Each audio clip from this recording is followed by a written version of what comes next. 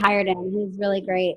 So we're doing this thing called the Meeting of the Minds now, where we all come together, the lead teachers, as a collaboration, so we can discuss Montessori philosophy and like how we handle things and the toddler level versus how they handle things in the preschool level. And like being able to have a veteran, like even though the preschool teachers don't have that infant toddler training, they are veterans of the Montessori world, and they can give us pointers and advice. And so we have this board that we write like topics of discussion for the Meeting of the Minds. And one of the topics, I just saw it today, they said toddler transition to preschool readiness. Like that's something that the preschoolers want to talk to me about. And I instantly thought, oh man, what am I doing wrong now? And I know it's because I have 4 friends who just moved up to preschool, and they are like not successful on the toilet. And I feel like they're taking those 4 children because the preschool is not set up for having ends in their pants. You know, they're not set up for that. And I guess they feel all these 4 kids who have just moved up, they're like, oh, well, we have to talk about this. And I'm like, well, what about the plethora of children that I have sent up that are ready? Like, I hope that they're not just taking these 4 kiddos and like using that as like, oh, well, you're just sending us friends who aren't ready. I hope that they don't forget the other ones that I've sent up who are otherwise completely ready, you know? Yeah. Well, hey, Leslie. Hi, Shawnee. Hi. Hey, Wendy. Hi.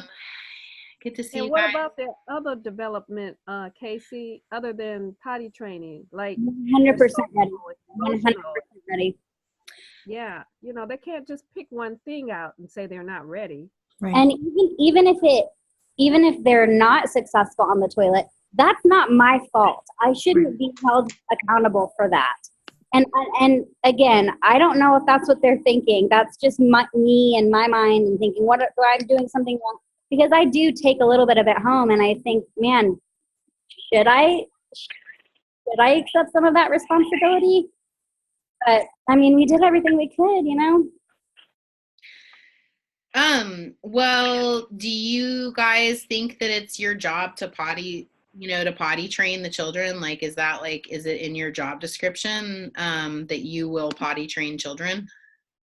No, but that's like what the preschool asks of us. That's like their number one, like they say that it's not their number one, but like it's very clear that that's like what they are looking for the most.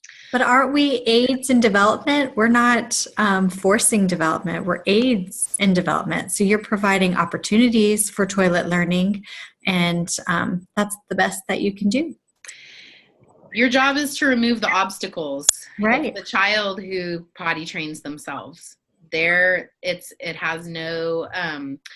Well, one thing that I will say is that, let's put a pin in this conversation until you actually have the conversation. Maybe probably getting ahead of myself. But. Well, and I mean, like, maybe it's just an opportunity to talk with the primary guides about what kinds of, to come to an agreement that you should expect a regression in the potty, no matter how, how solid a child is in the toddler community.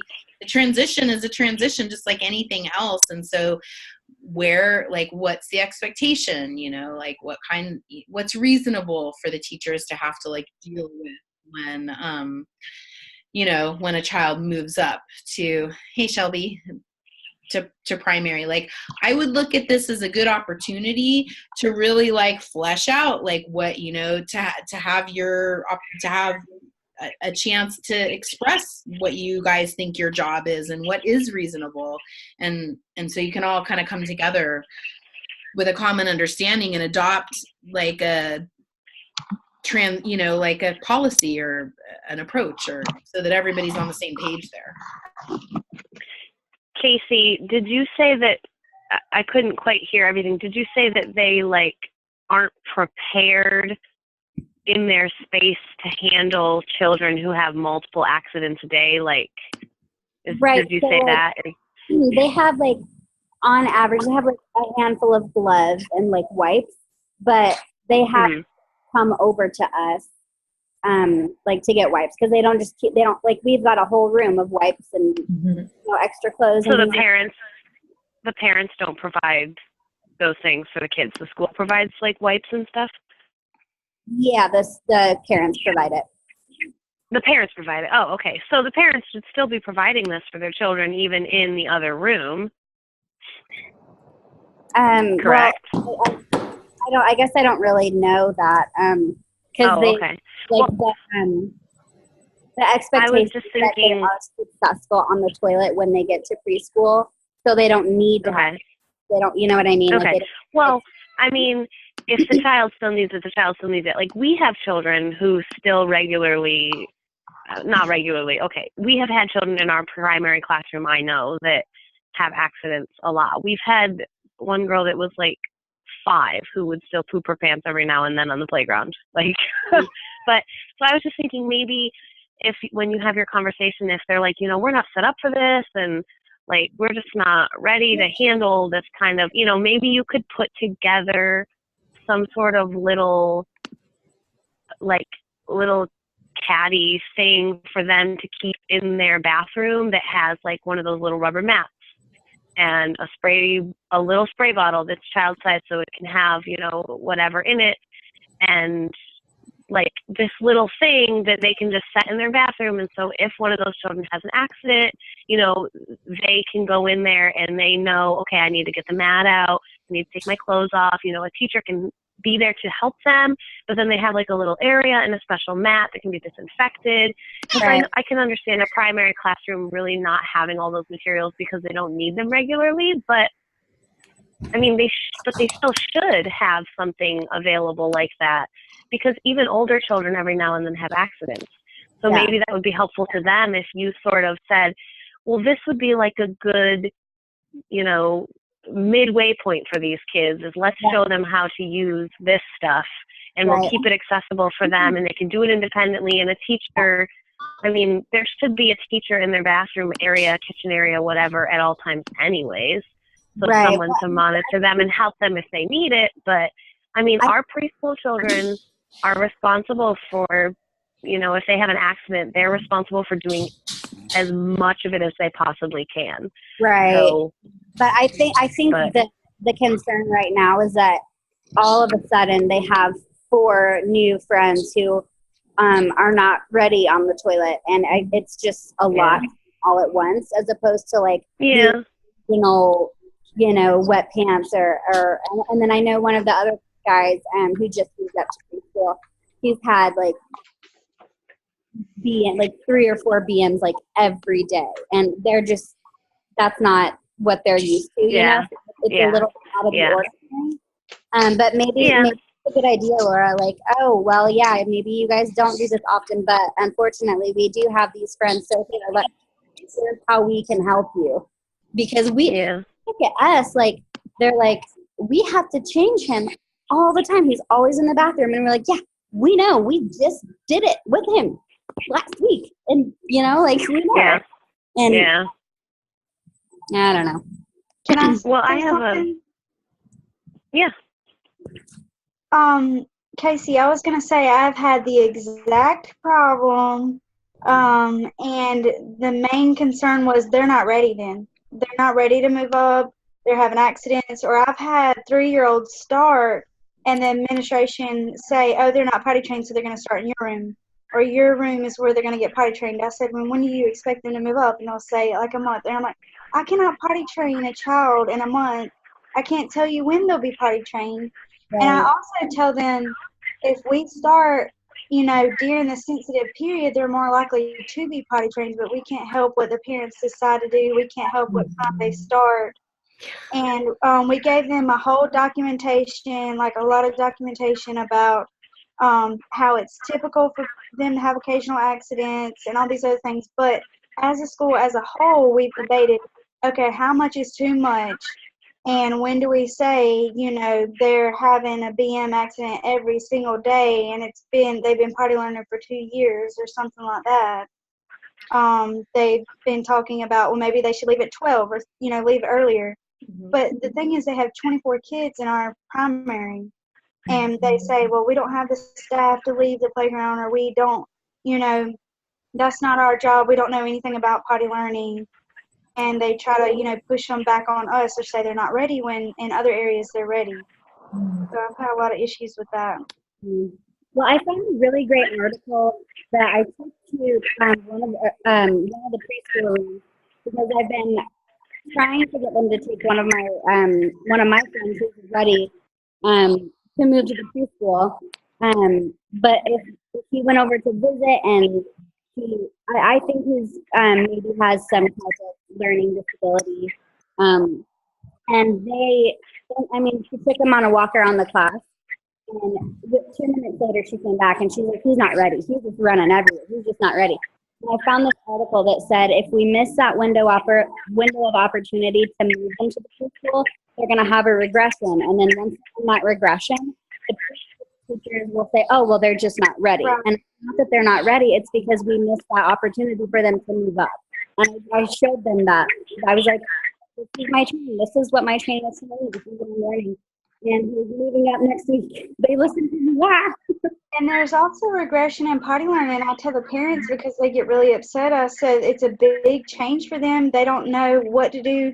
Someone's not saying, okay, go potty before we go outside, which we try to ask them eventually. We're just like, hey, do you need to go? Okay, you don't. Okay, fine. Before they move up. But there's so many kids, and they close the bathroom door. And it's a lot different than what we do in our room. So I was like, expect regression in potty learning also. Right. And I've had the primary teacher actually start bringing children to my room to change them. I don't know, I guess like, oh, this is the room we change you in. So stopping everything they're doing and bringing the child that's moved up into our room to clean them up. And I don't know what to say about that. No, that happened to me last year too. I think it's embarrassing to the child. Like, right. oh, well, you need to go back to the toddler room. Right.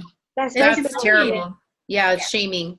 And that's disruptive to your class when a different teacher walks in unannounced and starts using your facilities. Like, that's really not okay. I think it's better than before when they would say, here, clean this child up, because that's what they were doing before. That's unacceptable. One of the suggestions that they come to me with, what I just say, well, okay, if we continue to have this problem, then what if we just bring them back to your room and say, oh, it looks like you still need to be in the toddler room because you're having accidents. What would your response to that be? That's shaming. It is shaming. And what I will say is that when I was I didn't know anything. The first job that I ever got working at a daycare, they brought a 4-year-old back into the toddler room to be changed because when you poop your pants in the 4-year-old classroom, you go back and you get changed because you're a baby. And I hand wrote this long letter to the administrator and was like, I have a problem with this. Like, this is not good teaching. And I didn't know anything. Literally, I didn't know anything about children or about teaching but I knew that what they did to that kid was not okay. I was like, hi, my name is Mercedes. I don't know you don't know me, but I'm going to clean your, and the whole thing was like, oh, well, you have a changing table in your room. And I was like, I don't use a changing table for him. He is 4 years old. I'm not going to put him I'll put you on a table.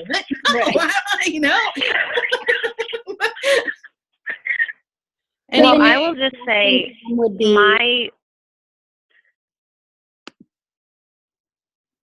sorry, Casey, go ahead.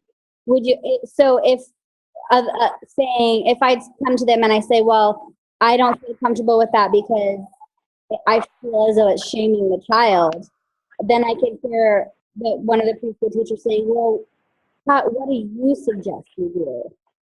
How would you do it? Well, yeah, it's a part of this needs to be engaging administration, because if there's staffing or licensing issues around changing children, administration needs to be involved with that. To me, it sounds like moving up 4 children who are maybe freshly 3, that's also an administrative issue. why did those children get moved? Do you have room for them to be in your classroom? A lot of times the school has a lot of pressure to move the youngest children because that's where the need is, because the ratios are, well, not in your case in Montana apparently, but the ratios. Oh, there's Navika. Hi. Hi everybody, I just wanted to say hi. I won't be able to stay because my house is full of people now. You can hear the noises. And I really have to go, and I apologize that I can't be here, but I will hear the recording. I'll watch the next recording. And if I have something to add, I will just send you the message, okay? Okay. Okay, Bye-bye, bye. everybody. Bye. Thank you. Happy holiday. Happy Diwali. Thank you. Diwali is not here yet. Today is our Lakshmi Puja. Oh, I'm not going Goddess to of try and Lakshmi say that. is the goddess of wealth. Okay. Happy that. Happy that. Thank you. Bye-bye. Bye-bye. Bye. Oh my gosh. I'm surprised that we even got to see her at all. I know. Well, I know that she's busy, so it was nice of her to drop in. Yeah. So I don't know, administration has a lot of pressure mostly to get the children moved up so that they can get new toddlers in their place, move up the infants, because there's always a greater need for toddlers and infants.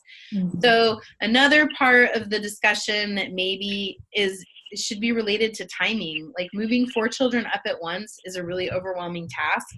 Mm-hmm. And, like what kind of transition Per room. What's that? It was 2 per room. Yeah. I mean, I don't know, but I'm not saying what the right amount of time between children is, but I'm saying that that's worth a discussion. And I think that that's relevant to the topics from this week and whatever. Mm-hmm. Yeah. That those are the kinds of conversations that you can have as a school that help to relieve some of that tension. And I think that it helps staff to understand the pressures that administration feels.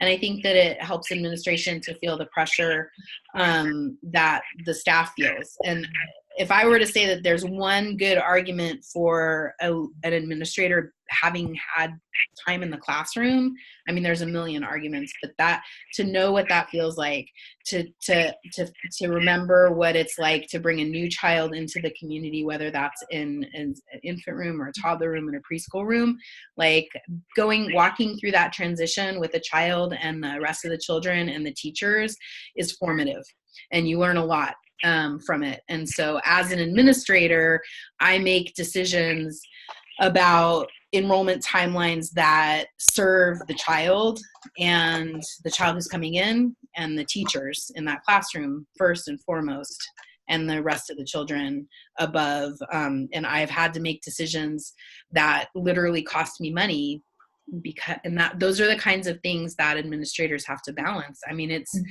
to lose a month of tuition because you have to honor that that process in each child that's a hard choice to make.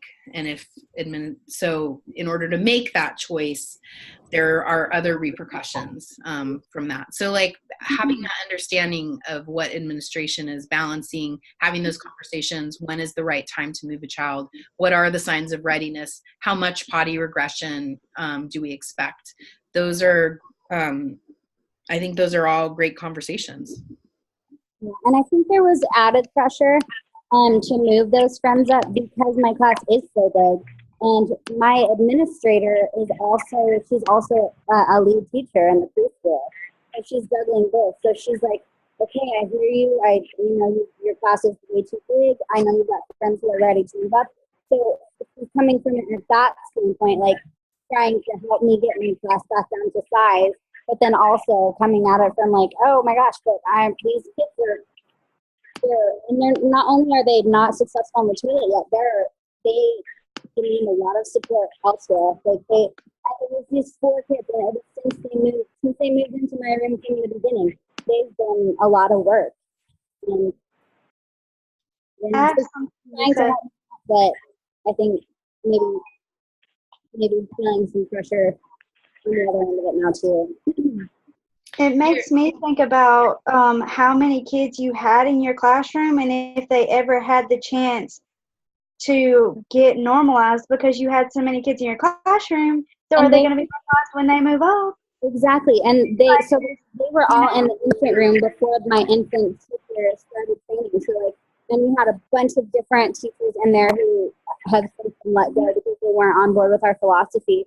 So those kiddos never were normalized, not in the infant room. A long time. And I told them that from the beginning, and they all know, like those are the only ones who went through the infant program without the new infant lead, and it's obvious. You can tell.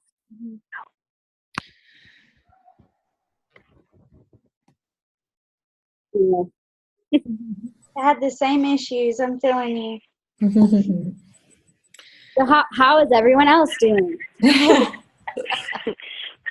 Casey, I had a couple other suggestions that you might give to those primary teachers.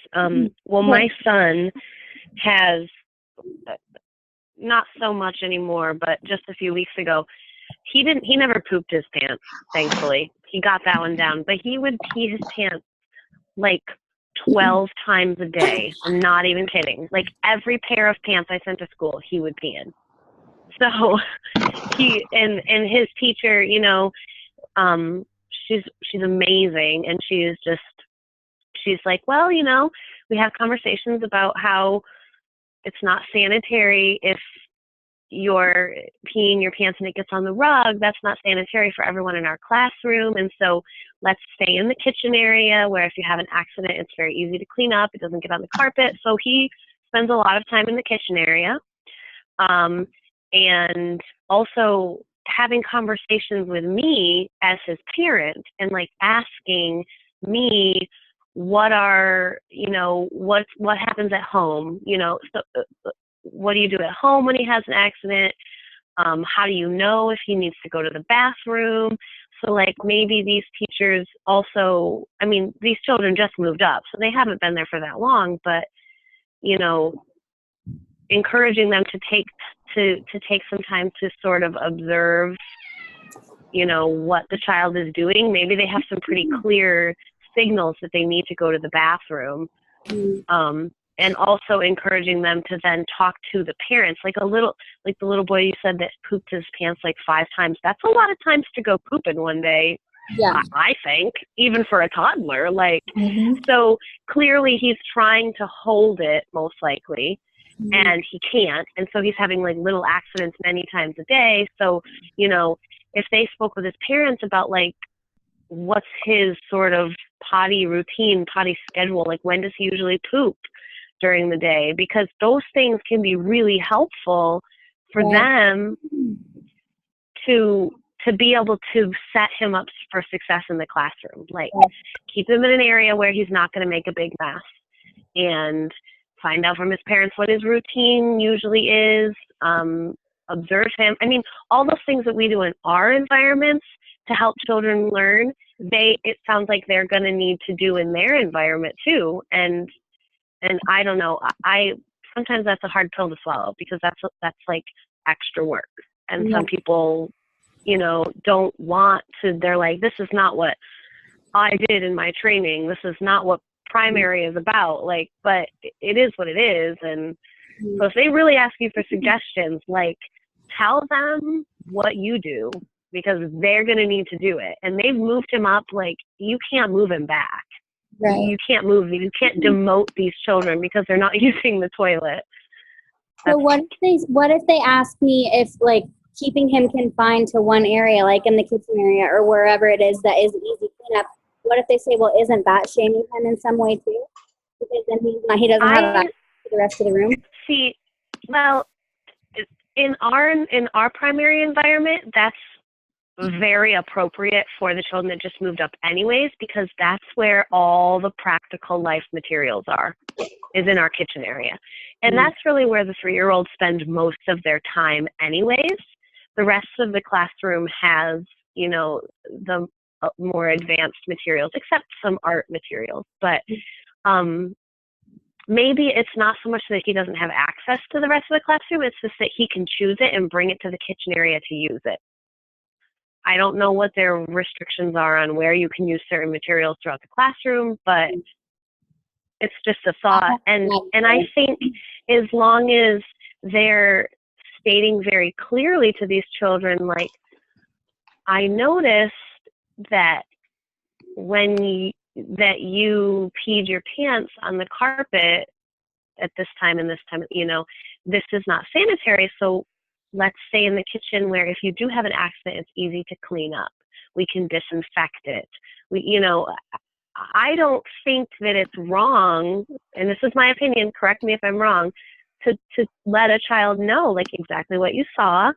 And so now this is what we're going to do so that this doesn't happen again, so that we can, I remember very distinctly way back in the beginning of our course, our other instructional guide, whose name is escaping me right now. Sherry, specifically talking about this one little boy in her environment who was pooping his pants outside every day in her outdoor deck-like area. And she told him, for the past so many days, when you've been outside working, you've had a bowel movement in your pants. So today we're going to stay inside until you go poop on the toilet, and then you can, and he did. Then he just pooped on the potty, and then he went outside to play. So she made that observation and then added that sort of limitation to it, and then they were like, oh, if I want to go do this, clearly I need to make sure I do this. Right. So sometimes that's helpful for kids too, if they're driven to be in another area. But I don't know. I don't want to take up more time. That was just a thought I had. Coming from a parent whose kid has peed their pants so many times, I can't even tell you. Like, every pair of pants the boy owns is at school because he goes through them. But that's just what his teacher did. So. I have tried making going outside a condition on having a bowel movement, because that's definitely, plenty of children have done that. I mean, we've seen that behavior a million times, and we've never been successful. We have been successful sometimes in pulling them off the plate, like being proactive. And then that's kind of the other thing is, like, in primary, how proactive can the teachers be to prevent accidents? And that's really what we're trying to do in the toddler community, as well as identify times that children eliminate, or how often they need to go to the bathroom, so that we can give them the opportunity to eliminate until their own regulation takes over. My question to your child's teacher, Laura, would be, how do you know when he's developed to the point when he can regulate on his own? And if you don't give him that chance to be in underpants and to explore the classroom, how will we know when he's mastered independence in the toilet? Because and I mean, that's a rhetorical question, like, or if you have an answer, go ahead. But that's kind of just like if we don't give the children an opportunity to show us what they're capable of, how do we make sure that they can, change into the child that we know they can be?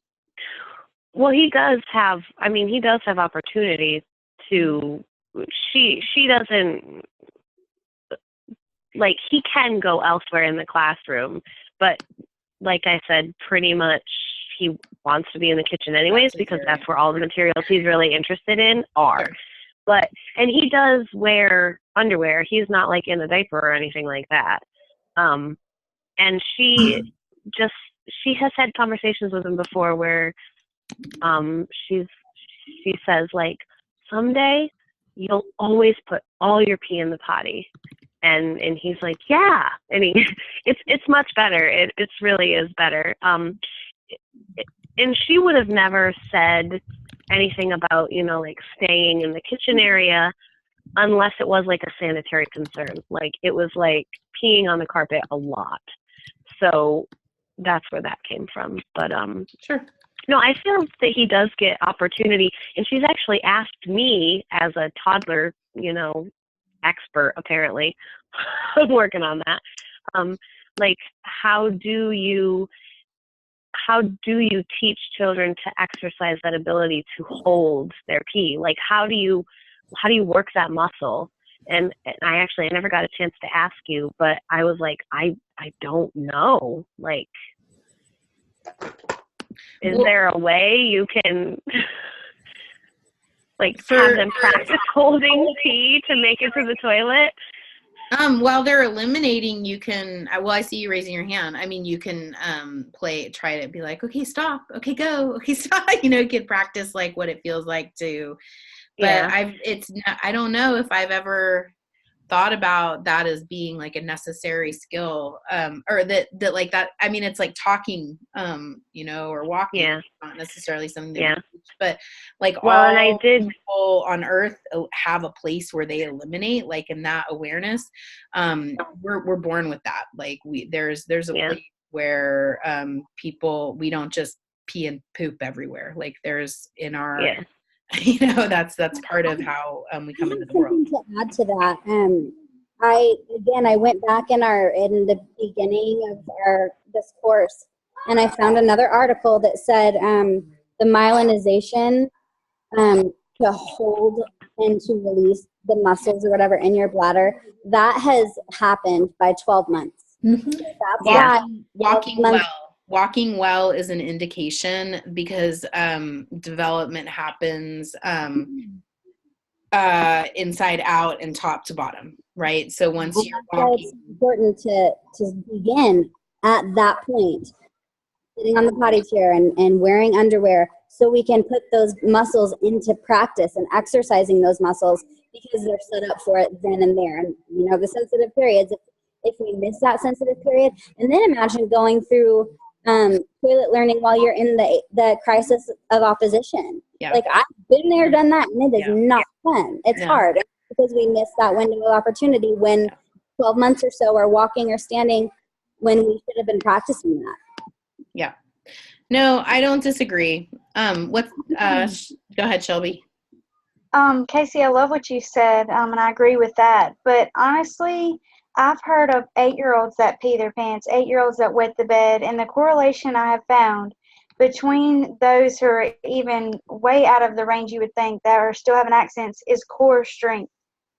And that relates all the way back to infancy and them developing their core strength. And I've realized you can notice just the way they walk and their abilities and the way that they get worn out easy. Just things like that I've realized correlate with that. And I was talking to my friend, and her stepdaughter has been having accents, and she's 8 years old, and she was like, you know what, I've realized she doesn't have much core strength at all, and I think that's what it is. She really cannot help it. It's not like she's just peeing because she don't feel like going to the bathroom. That's what a lot of people think. They're just, entranced in what they're doing. They don't want to go. But sometimes it's those muscles are not strengthened.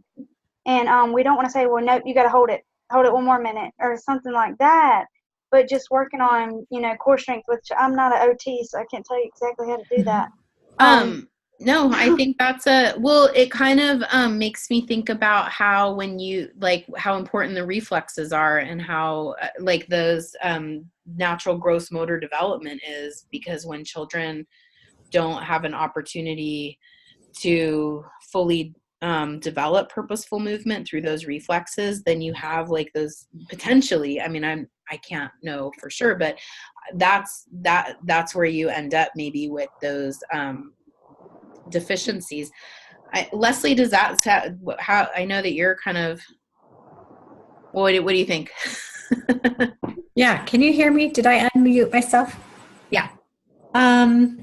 Well, I have experience with kids with disabilities and toileting, and most of my children that I worked with did not have physical disabilities. It was more they had challenging behaviors and were on the autism spectrum. And most often we were able to use what we called sort of habit training or schedule training to teach children of all cognitive abilities to eliminate in the toilet. So they were able to control those muscles. Mm-hmm. And hold their pee. And we had some additional strategies that we use, obviously reinforcement and dry checks. And I do dry checks with my children in my class. I'll just periodically ask them, are you dry? And they'll just check. And they know if some of them are, I'm in an infant classroom, so some of them are wearing diapers, and they can touch their diaper just like we can and tell you if it's wet or dry. And they understand if it's squishy, it's wet, right? But there is a difference in terms of sleep being toilet trained through nighttime, and there are children that have accidents when they're older, and the correlation is they are deep sleepers. And so there's actually nothing wrong sort of physiologically with their ability to hold their pee, but that they sleep so deeply that their body, even if their body is telling them that they need to go, they're not responding to that. So we used sleep alarms or potty alarms to help them wake up and respond to that sensation. So sometimes it's a matter of being a deep sleeper. So that was something that was new to me a few years ago. You were talking about dry checks. A lot of times with my children who I know they have been pooping their pants. Like I have an almost 3-year-old who's supposed to move up. They're not going to let him move up because he's not fully potty trained, and he's came a long way in the few months that I've had him mature-wise. And so I just talk to him and I say, are you dry? Yes. Okay, well, we're going to go to art. You let me know if you need to go potty. If you potty in your pants, you will have to leave art. And I just talked to him about it, and he understands. And right after art, he went and pooped on the potty. Oh, great. Just talking to them about it. We're going to do this next. If this happens, we'll have to change, or you'll have to leave the playground, or we're going to try later. Or if you need to go, just let me know if you need a pooper. That will make mommy so excited, and just things like that. Really talking to him has helped him.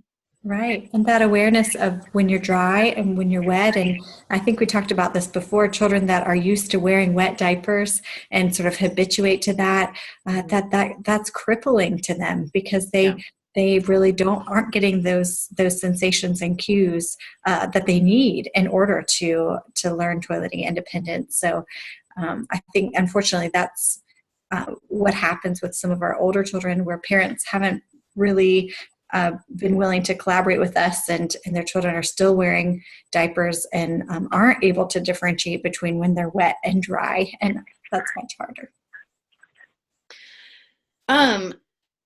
I don't know why. Are the children ever unreliable when you ask them if they're wet or dry, or are they dry?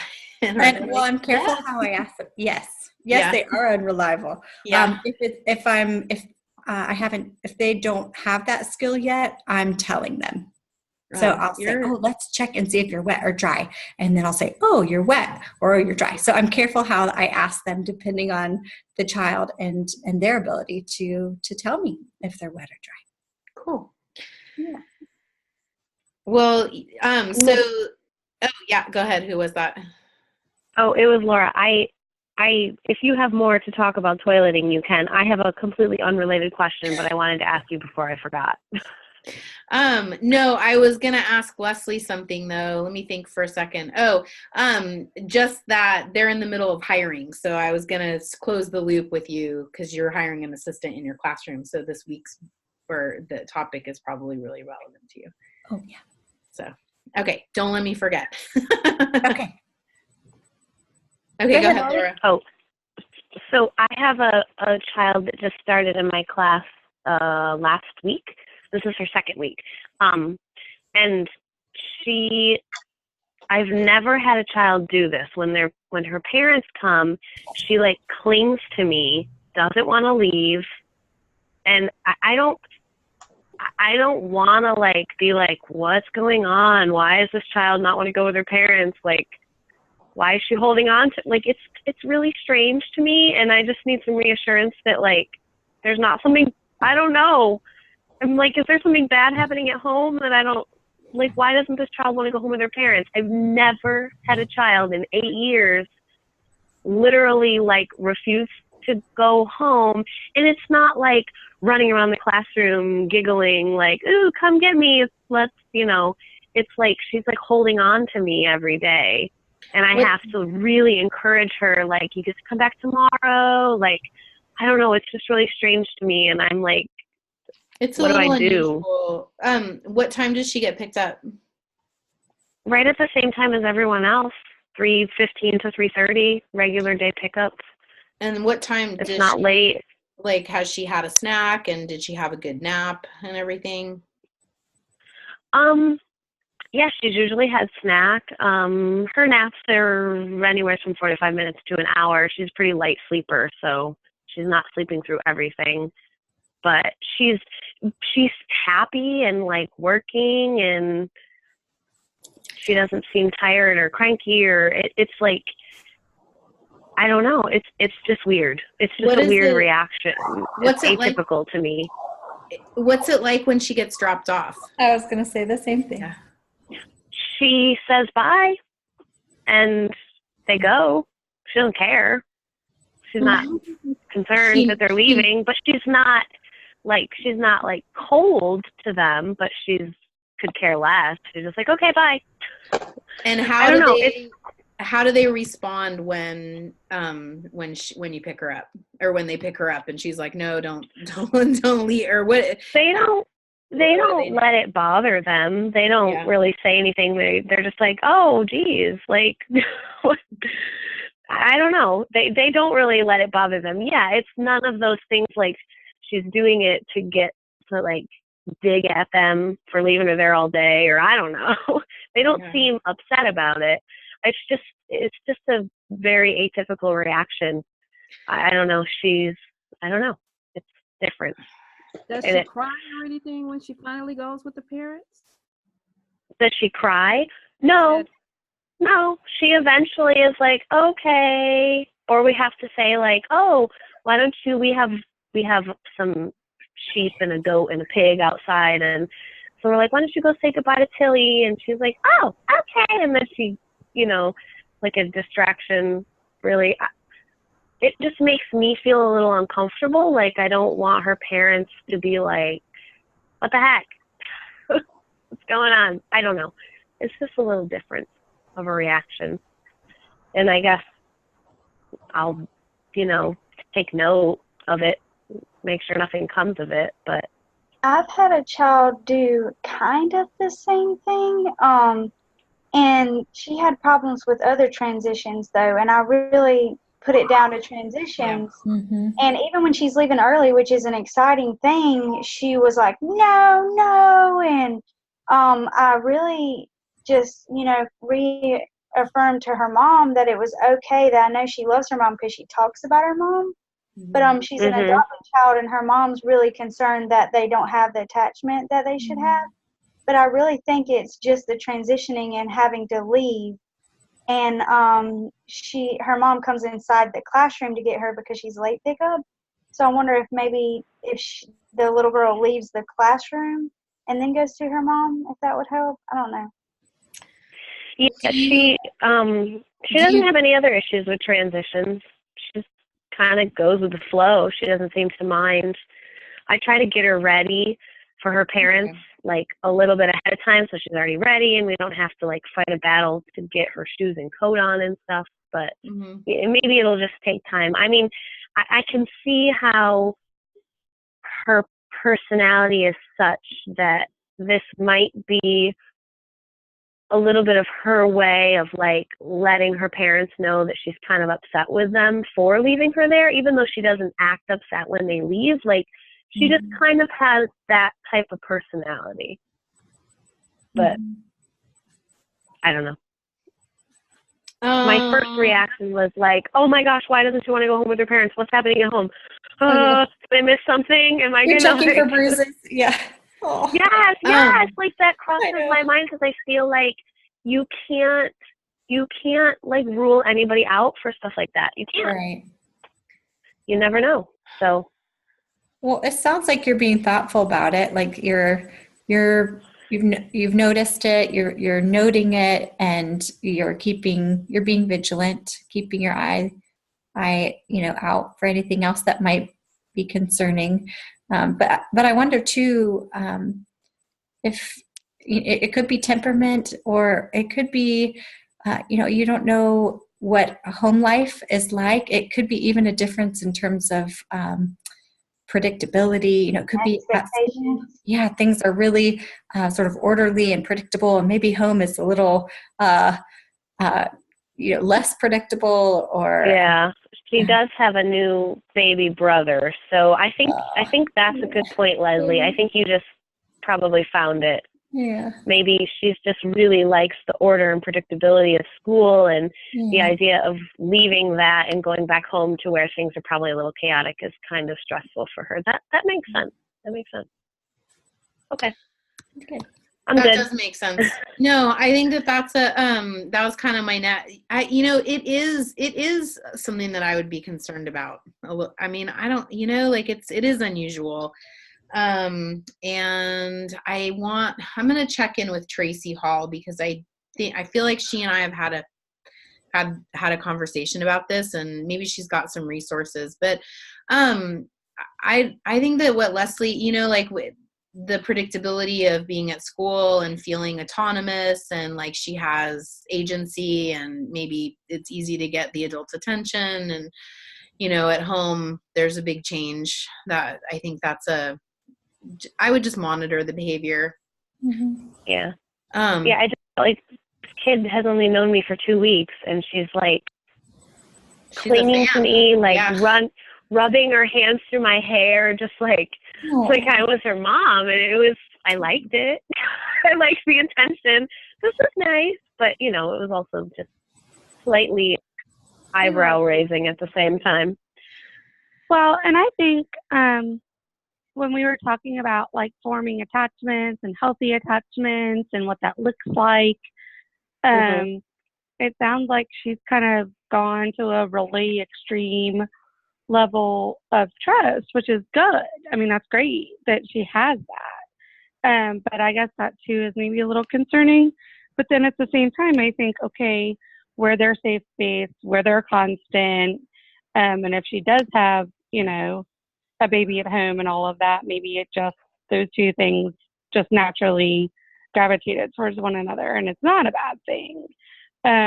So I guess there's a little bit of dichotomy there of, is this just because of everything that she has going on, or is this maybe just like, we should keep an eye on this, which obviously you should do that anyway. But yeah, it seems like that attachment happened like really fast to a really like high degree. I don't know. Yeah, I would definitely keep an eye on it. Wendy, Rashani, I know we haven't heard too much from you guys, or Kathy, do you have anything to add here? Or? I have had kids cling to me, not to the degree that it sounds like this little girl's doing.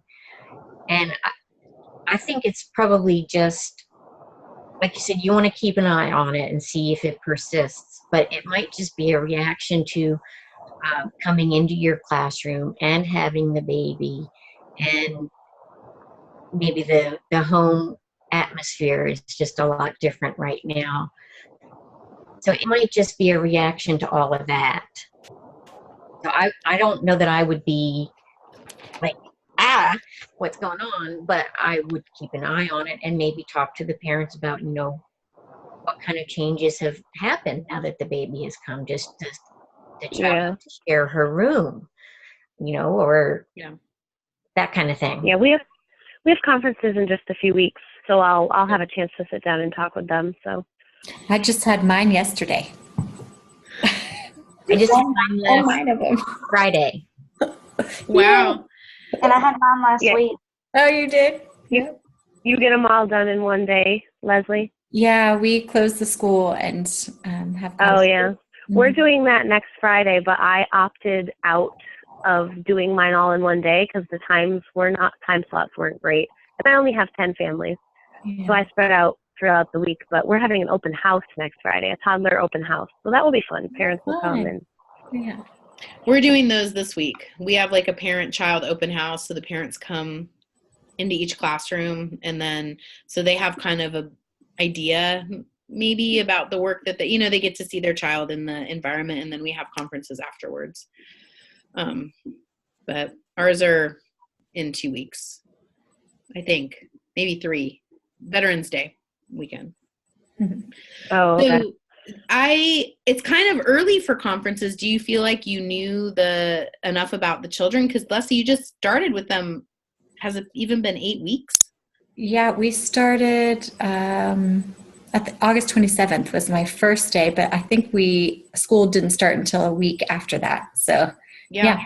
Actually, I had tons to say because I'm in an infant classroom and they change every day. Good. Like I was like, your child was laying on their back, and now they're rolling, front to back and back to front and pivoting and pulling up, and like everything has happened in 2 months. So that's actually really exciting. Yeah.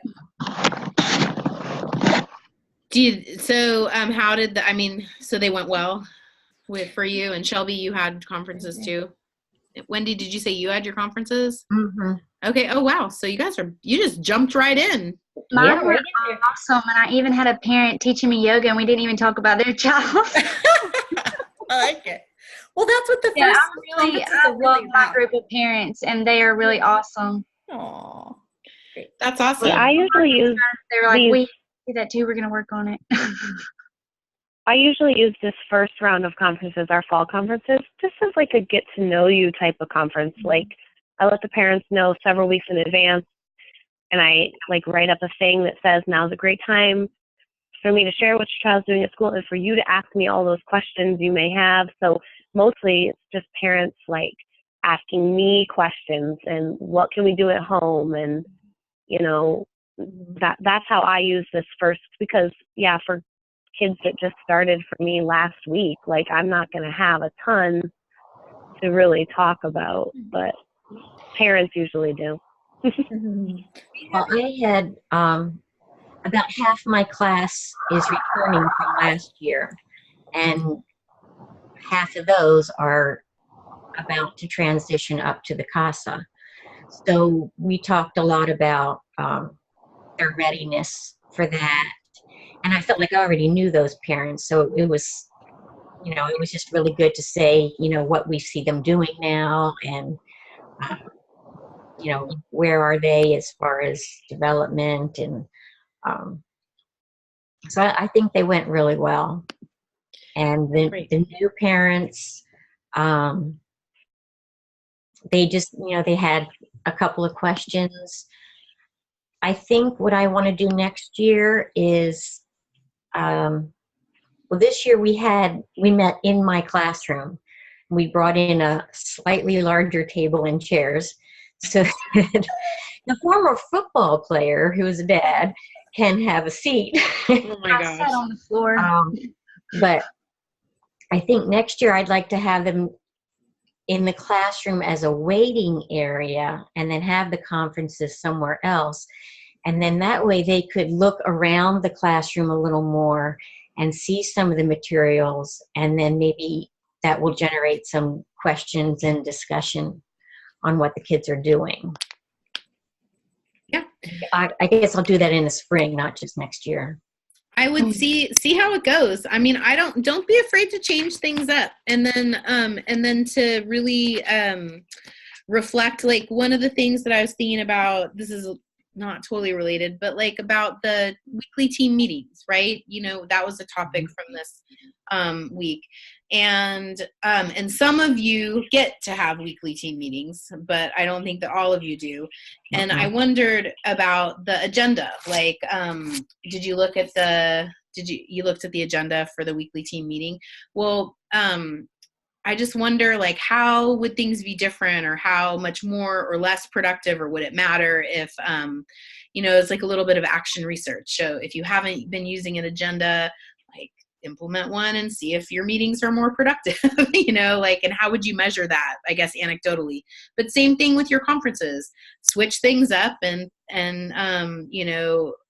think that it sounds like what you want to do is give the parents more of an opportunity to be in the classroom and experience the materials a little bit more, so that when you sit down and talk, you can reference them a little bit, and maybe they would feel more free to interact with the materials if there wasn't like somebody watching them over their shoulder or whatever. Yeah. So, and then you could just do a quick survey too. Like, I think that kind of thing that you're describing is the kind of thing I think that is just so important in Montessori teaching. You know, implementing new strategies, assessing, did they work? How did they work? And like, always having something kind of tangible, like sending a, you know, like a survey afterward would really tell you a lot too about how effective, or, you know, did it do what you wanted to do, or at least it, you know, maybe it doesn't, but at least you're more comfortable in the office in your regular size chairs. I don't know. Anyway. I have a quick question. Great. Yeah, I mean, nothing to do with confidence. Started in August. Now it's October. It's about good 2 months now. Can you get closer? It's just hard to hear you sometimes. Sorry. I want to hear you. Yeah, better. Okay, I have a child who started with us in August, and she's the cutest. Like she's very verbal. She's good. However, she still misses her mom and dad. So she stopped the crying phase, and she's working now. However, in between every work, she doesn't initiate it. So we have to initiate something for her and then walk away just to kind of calm her down in the environment. Her newest thing is, I want to sleep. Like all day long. Like every time that she does one work and puts it away and she comes to me or the teacher or the other teacher, I want to sleep. I want to sleep. I don't know what to do. Like, you can't sleep all throughout the day. Do you think that she really would sleep? If you gave her a mat, do you think she really would? I'd ask how long she was sleeping at night. I mean, during nap time, it's not easiest to put her to sleep either. Sometimes, I mean, it's a give or take. Sometimes she falls asleep right away. Sometimes I can rub her back, keep you rubbing and rubbing and rubbing. It takes a while. But I don't know, I feel like maybe she moved on from I want mommy and daddy now to I want to sleep. I don't know what that has to do with it though. Sometimes wanting to sleep or excessive tiredness is actually like a sign of stress, depression type behavior. So if she's feeling stressed out, maybe she knows that sleep is like a good default setting. That's so sad. It's just a thought. It is. I mean, you could see what happens. You could take out the mat and give her a mat. Like, I would not think that she would go to sleep personally. I mean, like, maybe she just wants to be with her blanket or something, you know? I mean, if that, what I've thought in the past about kids who ask to go to sleep is that what they're really asking for is their blanket, that they want to spend some time with their blanket. And so that is, I mean, that is a regulation. Like, she's learned, you know, that she's trying to regulate. Like, she doesn't want to cry. She's trying to figure, maybe, I mean, I don't know. And I mean, I wouldn't want her to sleep. I've kind of like, white knuckled through a couple instances like that, like where I'm like, okay, I'll get your mat out and this is where you can lay down. And then just been like, please don't fall asleep. Please don't fall asleep. Please don't, you know, and like try to send people, because if she falls asleep in the morning, obviously that's just going to tank your whole nap time. It's not, ultimately, it's not going to serve her. What serves her is being on your schedule. But I want to honor the fact that she's telling you she's tired, or she's not even saying I'm tired. She says, I want to sleep. The thing is, she's very good at using her words. Like, if she's tired, she would say, I'm tired. So maybe it's her way of dealing with her stress. She is just like, knock me out. No, she tells you her verbal skills are so amazing. Like, she tells you everything. And it's just like, now the new thing is, I want to sleep. Is there something she's trying to avoid? She hates, only thing that she's having a hard time is transitional time. That is expected. That is to be expected. Other than that, like, even during when she's eating, I want to sleep. Okay. How old is she, Rashani? She's about 2 and 2. 2 and 2 or 2 and 1. There was a child when I was in a practicum that kind of did that, and that was cuddle time. That the mother or a parent or caregiver would hold them and rock them. And that might be a manipulation that I want to be held, or, you know, because we don't practice that anymore when they come into the school, the holding. and it might be something that she wants to do, something like be, you know, held or cuddled or something. Okay, could be. Yeah, I think I'm gonna try that and see. And Maybe I think, I mean, if she's really verbal, you can kind of talk through like some of that with her too. Like, you know, like, do you, I don't know, try to just get to the root of what she may be feeling. Like, are you feeling, like, ask her, are you feeling tired? You know, see what she says, and then be like, well, you know, rest time is after lunch. You know, like, maybe do you want to lay down for a few minutes just to, I don't know. I want to like see if what she is asking for is her blanket or cuddles, or, you know, just like, can I maybe give you a hug? And then I usually give her You might just want a little time alone. separate. Yeah. Maybe she's just Agreed. overwhelmed with all the activity, and given so the fact that I have suggest 16 kids in the classroom, it does make sense though. yeah, just have her, you know, go sit somewhere off to the side and look at a book or something. I think that's a great suggestion. If you can honor her need to kind of just see if you can tease out the root of what it is that she's really asking. And then I think that if she is asking for privacy or space, I would do my best to honor that, or even to be able to have her blanket for a couple minutes. I know that's not a popular opinion probably, but I think I don't know, I feel like there's research about those kinds of things, like transitional items and having a lovey, and I don't know, it's a better alternative than others, you know. It is, for sure. Well, I feel like I could talk to you guys for hours, but it's 6:32 and I'm gonna go make dinner. But I'm excited. I feel like now I'm like renewed. My enthusiasm in the course is like fired up. These last couple weeks are, not that it ever waned, mind you, but this is my jam. I love this stuff. So I'm excited to get back into it with you guys next week. So Mercedes, I did yeah. finish. That's okay. Yeah, I finished my assistant packet, and I it sounds like I am getting a new assistant. So I'm gonna try to use my assistant packet to train my new assistant. That's awesome. And do some action research, like find out like how, you know, did you feel more included? Do you know, like, I think that's a good, that's awesome. I love these. What do you think about this to see if they really read it? I'm thinking of going over pieces at a time, just a little bit at a time, because it's like 32 pages. Yeah. A 10-point. No, I'm with you. Well, let's talk more about that and leadership next week. Okay. And I'm here, so hit me up if you want to talk. Okay. All right. Talk to you guys later. Good night, Shelby. Bye.